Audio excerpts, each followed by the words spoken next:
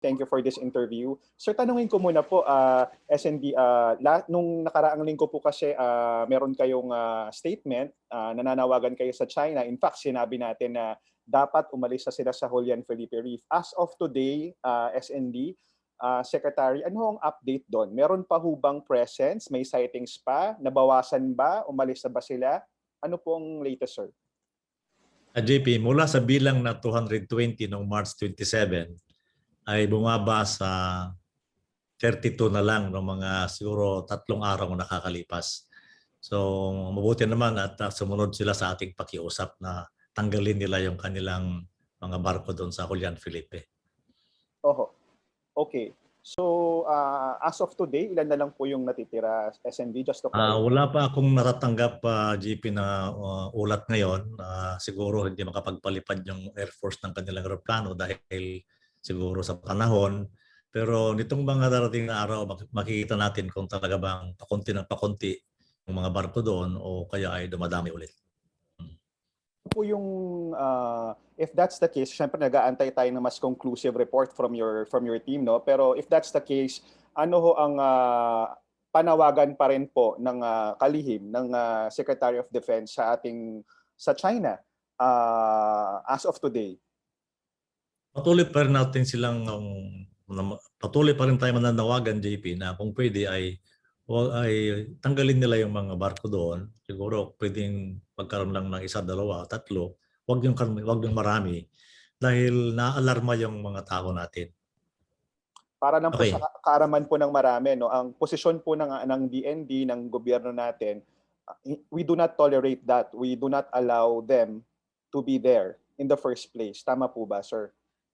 Oo, kasi sa atin yun eh.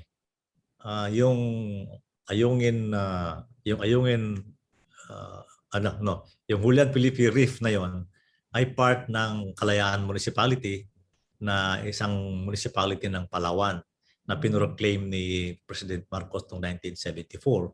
So teritoryo natin yan, kasama yan sa teritoryo natin. It is part of our territory. So kung pwede lang, umalis sila doon.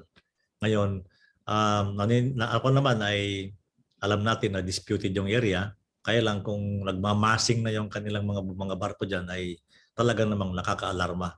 Nung una ko makita yung larawan ng yung mga barko doon sa paligid na yun na napakadami, ay ako'y naalarma din, nabahala din ako. Kaya ako'y nagpalabas ako ng press release para naman masabihan natin yung mga China, mga Chinese, na kung pwede tanggalin nila yung mga barko doon. Nag-work ba, sir, yung sabay na pahayag ng DND, ng DFA? Do you think it's working to our favor? Do you think they're complying? Palagay ko naman dahil kung hindi nila babawasan yung barko doon dahil nang bumaba yun ng from 220 to 32 ay mukhang nakinig naman sila sa ating mga pakiusap. Pero mas maganda sana, I'm sure, kayo mismo, sana totally wala po. Kung pwede lang, kung pwede rin totally wala o mayroon lang isang mga nag-fishing doon. Kasi kung sasabihin nilang nag-fishing, ay ubos na yung mga isda roon kung ganun kadami. Kung sasabihin naman nilang yun ay nagtatago sila sa masamang panahon, ay hindi naman siguro totoo yun dahil marami tayong barko doon. Mayroon tayong barko ng Coast Guard, ng Navy, at saka yung Bureau of Fisheries and Aquatic Resources. At ang sabi naman nila ay okay naman yung maalon ng konti, pero hindi naman ganun kalakas ng alon para pagtago yung mga malalaking barko na yun. Sir, ang posisyon parati ng gobyerno ng Pilipinas is yung mapayapang paraan ng pakikipag-usap, no? Pero ang mga kasabay nito, ang Amerika reaffirmed their position. In fact, twice, yesterday and today, Secretary Blinken called Secretary Locsin to reaffirm the commitment of the United States that they will observe and follow yung at kanilang obligation under the Mutual Defense Treaty, and likewise yung Philippines. So sa part ho ng DND, ano ho ang significance po nito, or what does it say to us? Ako'y nagagalak, JP, na ang ating kaalyado katulad ng Amerika ay sumusuporta sa atin sa West Philippine Sea. Hindi lang kasi Amerika ang sumusuporta sa atin, marami pang ibang mga bansa all over the world that supports our stance in the West Philippine Sea. Anyway, at the end of the day, we would like to resolve the issue, the disputes there in a peaceful way. Kaya tayo naman ay patuloy na nakikipag-usap sa mga claimants dyan, hindi lang sa China, kundi sa Vietnam, Malaysia at saka Indonesia. Right, kasi hindi lang naman ho Pilipinas ang may claims, no? Pero Tama. ito po bang reaffirmation ng Amerika? Kasi mas ngayon parang clear, mas malinaw yung kanilang position, mas specific, yung kanilang commitment daw. May nagsasabi po na dapat the Philippine government should take this opportunity to, para a momentum, para at least talagang to further establish our position dyan sa ating teritoryo po sa West Philippine Sea. Are we doing that, sir? Maganda yung naririnig natin sa Amerikano, susuporta sila. So we will work with them. Meron sila naman ang ating defense ally natin sila, yung meron tayong Mutual Defense Treaty. We will work within the ambit, within the provisions of the MDT to help us resolve the issue in the West Philippine Sea. Okay, sir, may just briefly shift to another topic pero sa West Philippine Sea pa rin.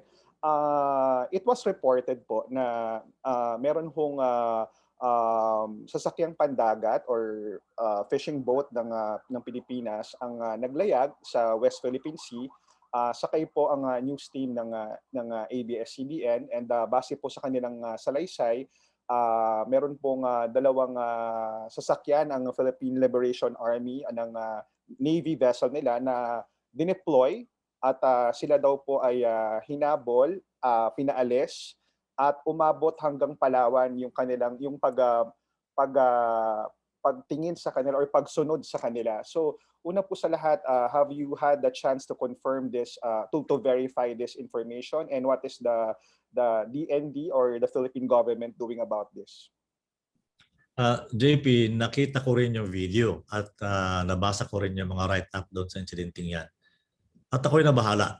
I'm concerned about what happened. Kaya ako'y nagbigay ng utos doon sa commander ng Westcom na kunin lahat to get all the facts about the trip of that TV crew to the West Philippine Sea para naman tayo ay makagawa ng tamang conclusion, dahil sa tingin ko naman sa mga nakita ko at saka nabasa ko ay it's not conclusive that they were blocked, they were harassed, and sila ay hinabol. So hindi conclusive 'yon. Kaya hintayin ko yung report ng Westcom, commander ng Westcom na makarating sa akin at para ma-analyze natin para makakuha tayo ng magandang conclusion.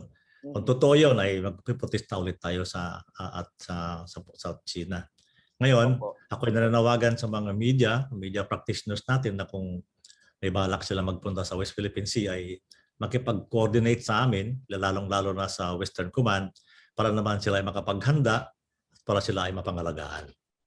And I assure our people that the Armed Forces of the Philippines is ready to defend our territories.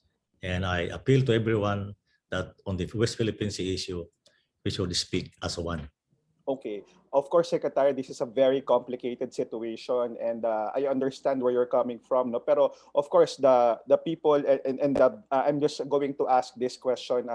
I hope you don't mind kasi syempre sasabihin ng mga tao, yan pong bahaging yan ay sa atin. Para daw po tayong nagpapaalam na pumasok sa sarili nating bahay. I'm sure narinig nyo yan. Yung pong habang inaantay nyo po yung verification kung talagang hinabol sila or talagang chinay sila, yung the fact po na meron pong nakakapasok po yung Navy doon sa area na yon within na umaabot daw po hanggang Palawan, yan ho ba ay hindi cause of concern? I'm sure kayo, nako-concern din kayo dyan, sir. Ay talagang cause of concern yan, JP, na kung nakakarating na sa Palawan yung barko ng Inchik. Pero kaya nga hinihintay ko yung full report ng commander ng Westcom dahil pinapaplat ko sa kanya kung ano talaga yung ruta ng barko nila nung nagpunta o nung bangka nila nung nagpunta sila roon para makita natin. At saka sabi ko nga doon sa commander ng Westcom, interviewin niya yung kapitan ng barko na sinakyan nila at saka yung mga tripulante para malaman talaga nila kung anong nangyari. Yun ang sabi ko na para makakuha at makagawa tayo ng conclusion kung talaga ba ay sila ay nakarating sa Palawan o hindi. Mhm. Secretary, meron po bang base po sa inyong impormasyon, meron pa po bang nagpapatuloy po ba yung mga alleged harassments ng Chinese Coast Guard sa mga Pilipinong mangingisda na nagpupunta diyan, at patuloy pa rin ba silang tinataboy sa West Philippine Sea within our EEZ? And if so, ano po ang mensahe po ng kalihim dito? Wala na kami naririnig, JP. Ang pinakahuli dyan ay siguro may higit ng isang taon na nakaraan nung mayroon din nag-report na isang fisherman na mangingisda na mayroon siyang kinuhang larawan o picture ng isang puting barko sa malayo. But again, it's not conclusive na hinaharang sila, no, dahil hindi naman pumupunta sa harapan nila yung barko na puti na yon. So yes, we are concerned kung mayroon mang ganon. Pero wala nang nangyayari ngayon doon dahil meron naman usapan yung dalawang bansa na kasi traditional fishing grounds yan ng Chinese, Japanese, Taiwanese, Filipino at saka Vietnamese, I mean Malaysians. Ay, naghalo-halo sila dyan eh. So no fishing vessel should be stopped from entering the fishing areas to fish. Yeah. And hindi ho dapat sila pwedeng i-harass Hindi dapat sila harangin o i-harass o itaboy. Yung mga yan. Oo. Sir, alam ko ayoko na hindi naman sa dinadagdagan ko pa yung sagutan ninyo ng inyong counterpart sa China, no, pero sa pahayag po kasi, and these are facts, sa pahayag po ng kanilang Chinese Foreign Ministry, they are insisting na ang Julian Felipe is theirs, and it's part of their traditional fishing grounds, and in fact they are reiterating their previous statement na they will never or not recognize the arbitration award. I know DFA meron na mga statement dito, pero sa inyo po, Secretary Lorenzana, ano pong gusto niyo sabihin diyan? Unang-una, hindi rin natin na-recognize yung kanilang sinatawag na 9-dash line at saka yung historical case issue nila na sa kanila, historically sa kanila daw yan. Wala silang pinangahawakan, JP. Kahit meron lang nag-research ng mga history books nila at hindi yan kasama sa teritoryo nila. Yung arbitral award ay maliwanag. Hindi nga nila yun nire-recognize, pero maliwanag na sinabi na walang basihan yung kanilang historical claim at saka yung non-dash line. So atin yung teritoryo na it's part of the EEZ. It's also part of the Kalayaan Municipality, so atin yan. So now that they are claiming it, it's disputed. So disputed yan. Kaya nga nag-uusap ang dalawang bansa kung paano ma-resolve ang bagay na ito. Naniniwala pa rin ba kayo, sir, na ang COC pa rin ang pinakamainam na paraan para magkasundo ang ASEAN at ang China? Kasi this is not just a bilateral issue, no? Correct. But the question is, do you believe China will really comply given sa mga history at mga nangyayari development po ngayon? Kaya nga JP, yung COC na yan, yung Code of Conduct dyan sa PAN, ay hindi pa, ginagawa pa lang yan eh. Matagal na, I think 5 years nang ginagawa yan. Hindi matuloy-tuloy dahil ang balakid doon ay China mismo. Okay na yung ASEAN eh, kasi 10 ASEAN dyan, mayroon lahat yan, mayroong pakialam dyan sa South China Sea. Ngayon, itong China ngayon ang parang hindi ayaw gumalaw yung papilis dahil sa kanila. Pero may sinabi si President Xi Jinping kay President Duterte nung huli silang nagkita 2 years ago. Ang sabi ni Xi Jinping is, I would like, Mr. President, for the COC to be finished during your term. So meron pang isang taon na gagawin yan. Ang ating frontman dyan sa COC ay si Secretary Locsin ng DFA. So siya ang nakikipag-negotiate dyan kung ano yung mga nilalaman dyan. At importante ito, JP, dahil ito yung magbibigay ng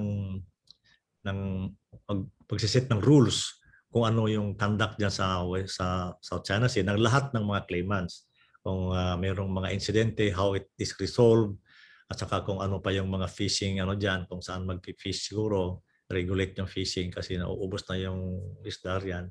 And all other actions dyan, yung passages, yung mga innocent passages ng mga barkong dumadaan lang. Sir, last few questions na lang. Siyempre, ang yung mga tao, pag napapanood ho yung, kunyari, yung report po ng ABS-CBN, yung pagsakay po sa eroplano recently, na pag nakikita niraradyohan po ng Chinese Coast Guard telling the Filipina vessels, private man or government to leave the area. Ano ho ba yun, sir? What does it mean? Why are they doing that? And is that allowed? Bakit po nagpapatuloy yun? Kasi nga, parang normal challenge kasi ang sabi nila sa kanila yung area. So, ang feeling nila ay we are intruding into their area. Kaya binawarningan tayo na malis kayo. Ngayon, ang sagot naman natin ng ating mga aeroplano at barko ay this is our airspace, this is our territory. We are patrolling our area. Wala namang after that, wala na. Hindi na. Katulad nung nagpunta ako ng Pag-asa, nung papa-approach na kami ng Pag-asa, mayroong warning nagsabi na Philippine Air Force plane, you are intruding our airspace. Masagot naman ng no, we are going to Pag-asa. The island belongs to us and we own the airspace. That's our territory. After that, tapos na. Parang sa tingin ko yan, parang standard procedure lang yan na i-challenge mo yung mga pumupunta sa iyo. Ngayon, tayo naman, we also reply accordingly. Ngayon, kung sila naman ang lalapit sa atin, we also challenge them that this is our territory. So, sagutan lang yan. Sir, last na lang. Kayo, syempre, the people, I think many people appreciated your very specific statements on sa Julian Felipe. Nagbigay ng clarity to many people and even supported naman ng DFA, no? But I'm sure you're also because of these developments, no, and then yung mga patuloy pa rin umanong pantataboy, pagsunod, pag-chase gives another question, parang raises another question na is the Philippine government doing enough to really secure our sovereignty there? So the question po, siguro I'll give you the last statement, Secretary. Is the Philippine government, specifically yung ating AFP, doing enough para ma-preserve yung ating sovereignty doon? Will we continue to deploy vessels there and military planes para to exercise our rights? Yes, we are doing that now regularly. Ang problema lang natin dito, JP, ay kulang tayo ng assets. Halos lahat na ng barko ng Coast Guard nandoon na. Ang barko yata na nandoon ngayon, 5. Yung Bureau of Fisheries and Aquatic Resources, 2. Yung Philippine Navy naman, papalit-palit silang pupunta roon dahil pag nagpunta yung barko ay hindi man makapagtagal dahil nauubusan ng supplies. Pupunta ulit sa Puerto Princesa.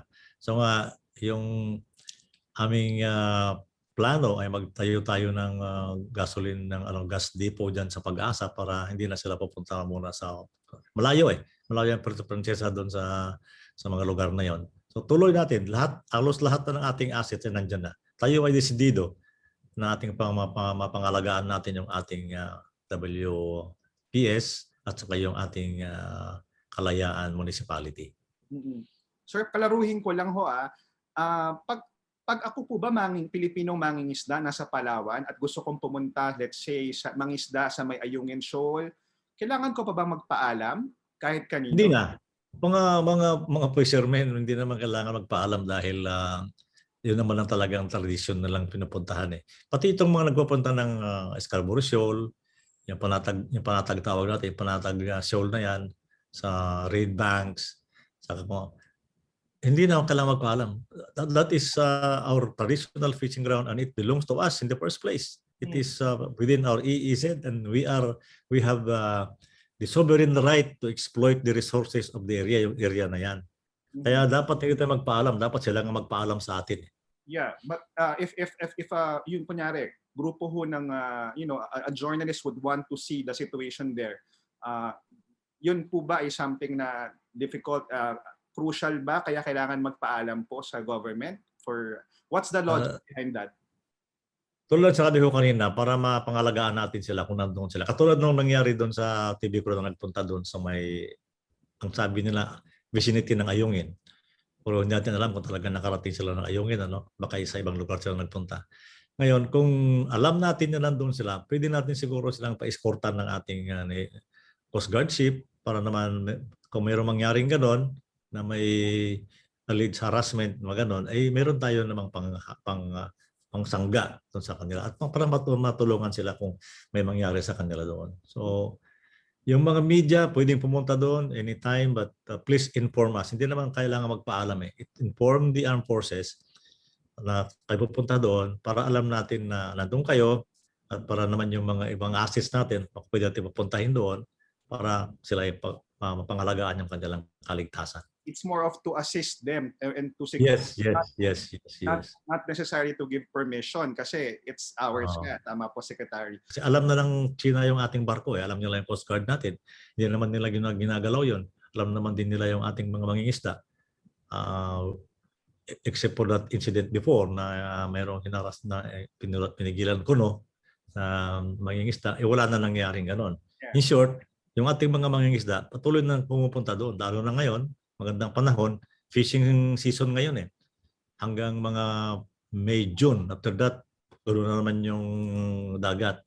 So, take advantage sila ngayon. Pati nga yung mga China, nandyan din sila dahil maganda yung panahon sa pangingisda. So, pag lang, hindi na-alarm ang China, pero pag nakakakita ng camera or journalist, na-alarm sila. Yun yung na-alarma sila, kaya na-alarma sila. Oh. Pero sir, di ba that's also a concern kasi bakit sila ma-alarma that's nasa area tayo.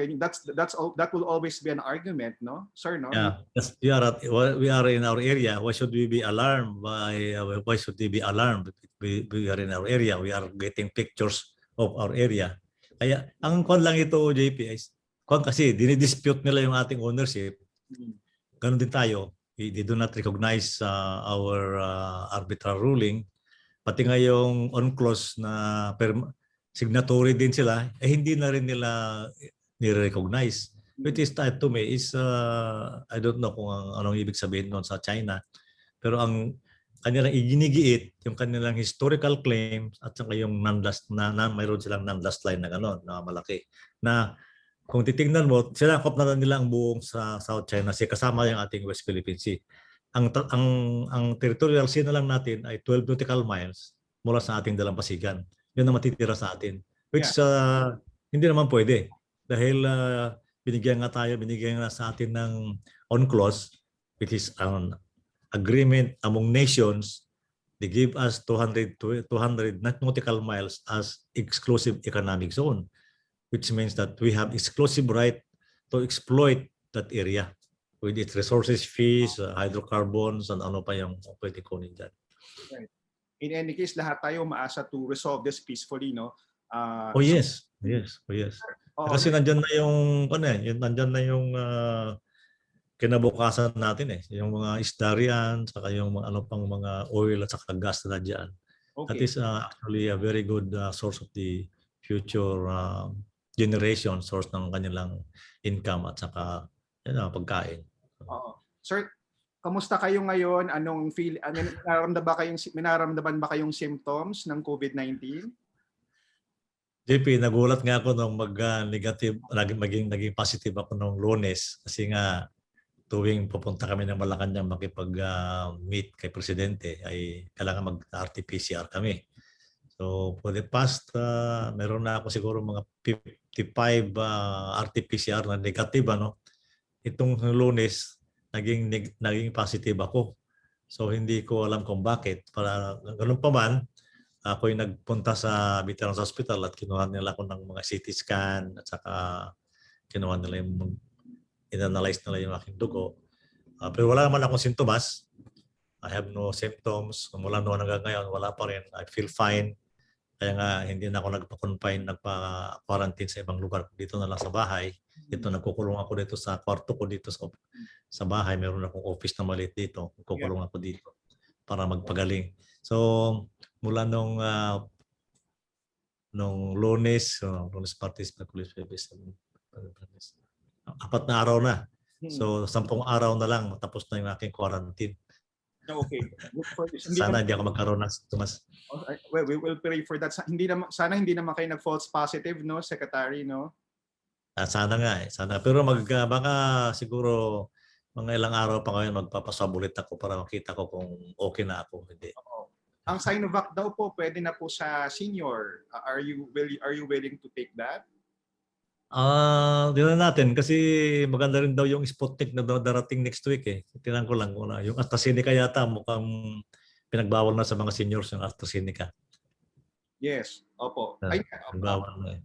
Continue pa yung AstraZeneca. Bawal na po ata sa 60 and below yung AstraZeneca. Yeah. 60 and below or above? Below po. Ay, Yun ang pwede pa para sa amin. Pwede pa po. So what will you choose? So Astra or Sinovac? Tingnan ko. Pag-isipan ko muna, JP. So konsultuhin yung doktor nyo siguro. Secretary, I always follow your tweets. Thank you for your time. I know you're extremely busy and I always pray for your safety. Thank you po for this interview. Thank you, JP, for having me. Hindi ako masyadong busy ngayon, kaya nasa bahay lang ako. Kaya Okay. pwede ako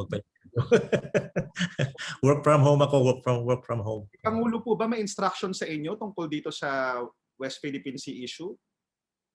Ano lang ang napakaliwanag yung kanyang dito, ang kanyang feeling diyan sa West Philippine Sea. Sabi niya, atin yan. Yung Pag-asa Island tsaka yung mga island, atin din yun. So gusto rin niya, yun din ang kanyang pakiusap sa mga inchik na tanggalin yung mga barko doon.